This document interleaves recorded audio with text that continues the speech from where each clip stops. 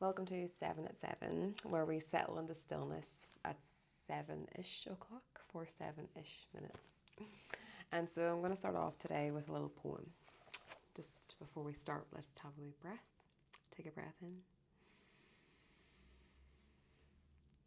hold at the top. And release.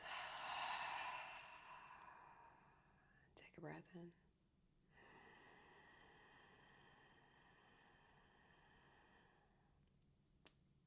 Hold the top and release. Letting your shoulders drop. Just maybe moving your head from side to side. Settling into stillness. Giving yourself a little moment for you. We don't always know where the path may lead. Just noticing signs and synchronicities that we might take heed. Bringing awareness to things that may be the spark of new beginnings, finding light in the dark. This takes trust and patience, which can be challenges that we face, wanting to know when everything will fall into place. Sometimes we are given things to learn what we can handle, learning to see ourselves with a flickering flame of our inner candle. Not always sure what we are noticing, what we are seeing, getting glimpses of what's possible so we can dream them into being. Settling into stillness, hearing what the animal inside us has to say. Ancestral whispers, guiding, helping us find our way. And I don't know about you, I think there's a lot of stuff come up at the minute where I'm trying to know what the next step is, or I want to know how it all plays out, and some things are coming in and I'm like, oh, that's going to be my next step, and then it goes. Or I'm really wanting something to turn out the way I want it to be. But what I've noticed is some of the best things that have happened to me have been a result of the things I thought I wanted having to leave or having to go.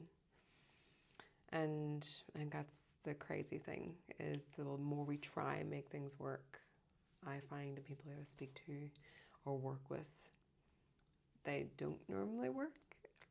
But the things that I kind of let come in and not put so much pressure on it, it allows it to flourish a bit easier, or it happens a bit quicker. So yeah, I think that poem, the idea of how do we have trust and patience whenever we're moving from the darkness into the light, the idea of winter into spring. And so it's a short little quote today, actually, from John O'Donoghue's book, because we're looking at John O'Donoghue over a little bit of time, and it just says, fire was always seen as a force of regeneration. And so the idea of the 4 elements, looking at fire, how do we regenerate? Thinking about, if we think about we're on a path and we really want to go down that path, but then something starts to happen, that we need to take a different route. It can be a bit tricky, but trusting that can kind of unfold. And it really relates to the warrior card that we're looking at as part of this session today. And it says, be fearless and stand strong. Let's take a breath in with that.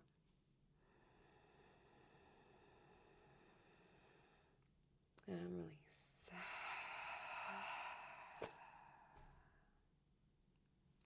Be fearless and stand strong. And just so happens it's from Maori Warrior from New Zealand. I love this card deck actually because it's got all different people and places and cultures from all around the world and what they can represent for different people. And so be fearless and stand strong. Let's look and see what that card says. Don't back down. Make your opinions heard. Don't settle for second best. Inspired by the Maori, the indigenous people of Aotearoa, New Zealand, this card summons the warrior within. A warrior is anyone who is ready and willing to know themselves and do what needs to be done in order to get where they want to be. In this deck, the warrior embodies fierce primal love, the warrior within, the energy you can call upon to protect yourself, even if you don't think you love yourself. If you're exposed to a situation that could be harmful or dangerous, the steps you take to protect yourself are in fact fierce acts of love. The warrior within is made of light and has the capacity to shine even more brightly when facing darkness head on. If you're experiencing fear at this time, know that this means whatever is going on is important to you. Whenever you feel fear, you're on the verge of something big, perhaps a massive breakthrough that is going to help you move forward.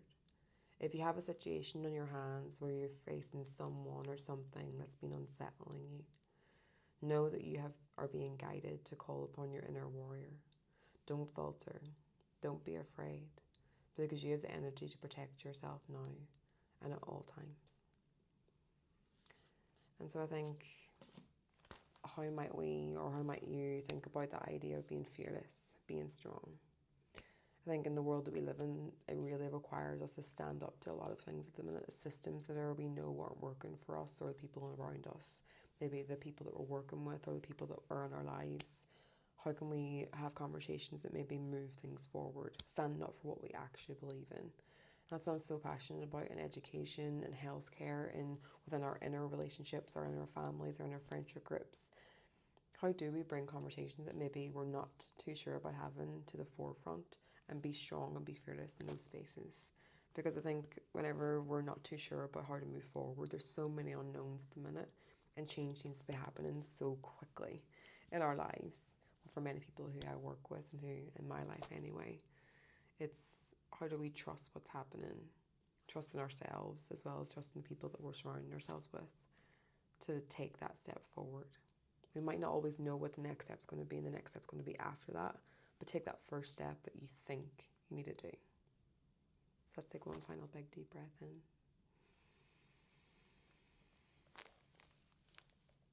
And release. Be fearless and stand strong.